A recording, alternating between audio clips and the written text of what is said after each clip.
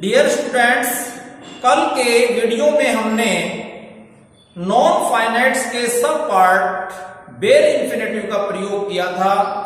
आज हम सेकंड उसी के पार्ट टू इंफिनिटिव का अध्ययन शुरू करने जा रहे हैं। तो आइए शुरू करते हैं। टू इंफिनिटिव का पहला रूल, यदि किसी सेंटेंस में ऑट और यूज्ड कोई मॉडल हो तो ऐसे सेंटेंस में बेयर इंफिनिटिव का प्रयोग न होकर टू इंफिनिटिव का प्रयोग किया जाता है। इस रूल में एक अपवाद है। यदि यूज्ड से पहले कोई बी का रूप हो अर्थात इजमार और वाजवर हो तो यूज्ड के बाद में रिक्त स्थान में बेयर इंफिनिटिव का प्रयोग टू इंफिनिटिव का प्रयोग न होकर हमेशा जेरंड का प्रयोग किया जाता है। देखिए, इस रूल में 3 प्रश्न खड़े होते हैं। किसी भी मॉडल के साथ बेयर इंफिनिटिव का प्रयोग होता है और उन्हीं मॉडल्स में से यूज्ड और ऑट के साथ टू इंफिनिटिव का प्रयोग होता है। लेकिन यूज्ड से पहले यदि कोई बी का रूप इजमार और वाजवर होता है तो उसमें जेरंड का प्रयोग किया जाता है। विशेषकर ऐसे सेंटेंसेस में बच्चे बड़े कंफ्यूज होते हैं कि झट से ही यूज्ड को देखते ही वो या तो मॉडल समझकर बेयर इंफिनिटिव का प्रयोग कर देते हैं या टू इंफिनिटिव का प्रयोग कर देते हैं। लेकिन इस बात को आप विशेषकर ध्यान रखें, यूज्ड से पहले यदि कोई बी का अर्थात इजमार और वाजवर का प्रयोग हो तो आपने ऐसे सेंटेंस में जेरंड का प्रयोग करना है। आइए हम एग्जांपल देखते हैं। He is used to telling lies. यहां देखिए, यूज्ड से पहले इज है और इज क्या बी का रूप है, तो इसलिए यूज्ड के बाद में आने वाले रिक्त स्थान में टेलिंग अर्थात जेरंड का प्रयोग हुआ है।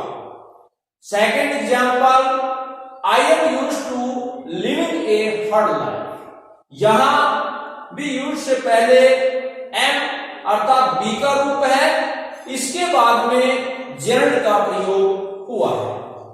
सेकंड रूल है, यदि किसी सेंटेंस में कोई भी WH फैमिली का वर्ड जैसे वह, वेयर, व्हाट और हाउ हो तो उनके बाद में आने वाले रिक्त स्थान में हमेशा ही टू इंफिनिटिव का प्रयोग किया जाता है। जैसे example, I do not know how to swim. यहां देखिए, हाउ है, हाउ के बाद में रिक्त स्थान में टू इंफिनिटिव का प्रयोग किया जाता है। वो इसलिए क्योंकि हाउ है वो WH फैमिली का वर्ड है। इसी प्रकार टेल मी व्हाट टू से पहले व्हाट है, ये भी WH फैमिली का वर्ड है, इसलिए इसमें टू इंफिनिटिव का प्रयोग हुआ। यहां भी एक अपवाद है। यदि किसी सेंटेंस में वाई और वाई नॉट हो तो उसमें टू इंफिनिटिव का प्रयोग न होगा, हमेशा ही बेयर इंफिनिटिव का प्रयोग किया जाता है। रूल नंबर 3, यदि किसी सेंटेंस में कोई ओरिजिनल नंबर अर्थात क्रमवार संख्या संबंधित कोई वर्ड हो जैसे first, second, third, the next, the last, तो उनके बाद में आने वाले रिक्त स्थान में भी टू इंफिनिटिव का प्रयोग किया जाता है। आइए चलते हैं एग्जांपल की तरफ। जैसे फर्स्ट एग्जांपल है, he was the first to reach there. यहां फर्स्ट है, फर्स्ट के बाद में रिक्त स्थान है और उसमें हमने टू रीच का प्रयोग करेंगे क्योंकि उससे पहले द फर्स्ट ओरिजिनल नंबर है। इसी प्रकार सेकंड एग्जाम्पल है I was the last to leave the class, अर्थात लास्ट है, ये भी क्रमवार संख्या है, इसलिए लास्ट के बाद में आने वाले रिक्त स्थान में हमने टू लीव अर्थात टू इंफिनिटी का प्रयोग किया है। रूल नंबर 4 कि यदि किसी सेंटेंस में इट इज अर्थात इट प्लस बी का रूप जिसमें इजमार वाजवर प्लस कोई एडजेक्टिव प्लस फोर या ऑफ हो, तो ऐसे सेंटेंस में भी हमेशा टू इंफिनिटी का प्रयोग किया जाता है। देखिए एग्जाम्पल के तौर पे हम देखते हैं it is easy for you to say that, यहां ये सेंटेंस इट इज से शुरू है, इसके बाद में इजी है वो एडजेक्टिव है। एडजेक्टिव तो आप समझते होंगे, अर्थात वे वर्ड जो किसी नाउन की विशेषता बताते हैं वे वर्ड सभी एडजेक्टिव कहलाते हैं। Second example it was the kind of him to help us. अब रूल नंबर 5 की तरफ हम बढ़ते हैं। यदि किसी सेंटेंस में टू प्लस एडजेक्टिव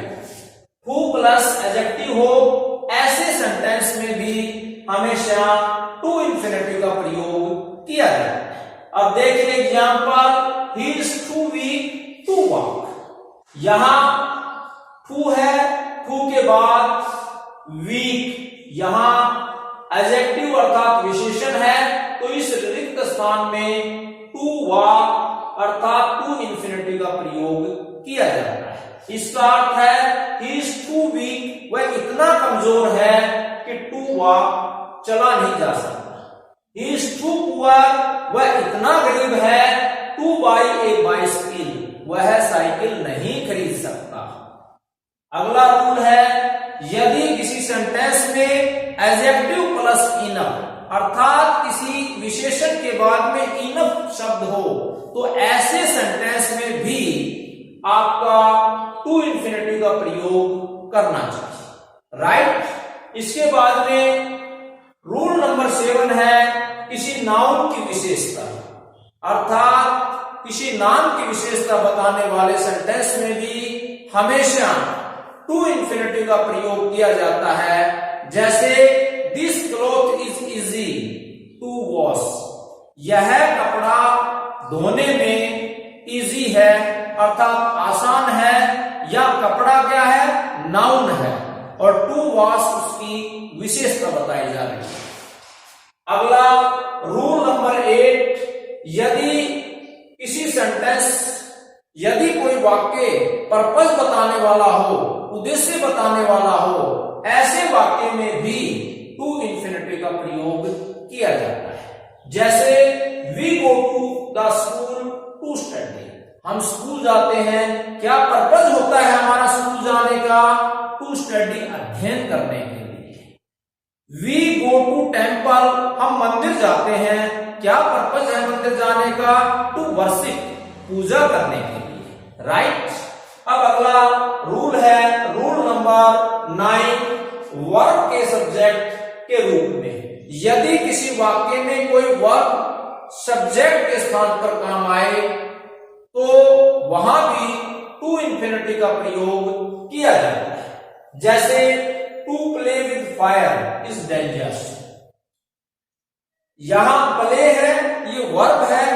देखिए यहां कोई ना कोई यदि दूसरा सेंटेंस होता तो इसके शुरू में किसी सब्जेक्ट का प्रयोग किया जाता है, और उसी सब्जेक्ट के स्थान पर यहां यदि प्ले अर्थात वर्ब आ गई तो ऐसे सेंटेंस में भी टू इंफिनिटी का प्रयोग किया जाता है। ऐसे सेंटेंस की हिंदी करने पर हमेशा वर्ब क्रिया के बाद में नानेनी प्रतीत होता है।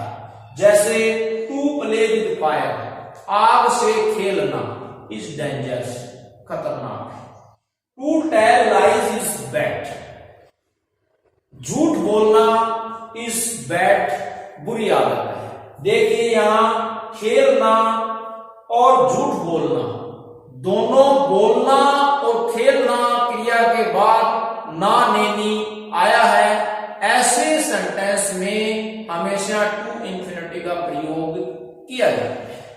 अब देखिए कुछ वर्ब्स हैं, यदि वो किसी सेंटेंस में हो तो ऐसी वर्ब्स के बाद हमेशा टू इंफिनिटी का प्रयोग किया जाता है, जैसे वांट, हो, like, love, hate, promise, intent, propose, decide, learn, agree, consent, neglect, refuse, attempt, arrange, sing, ask, advise, allow, force, instruct, invite, order, permit, request, tell, teach and warn।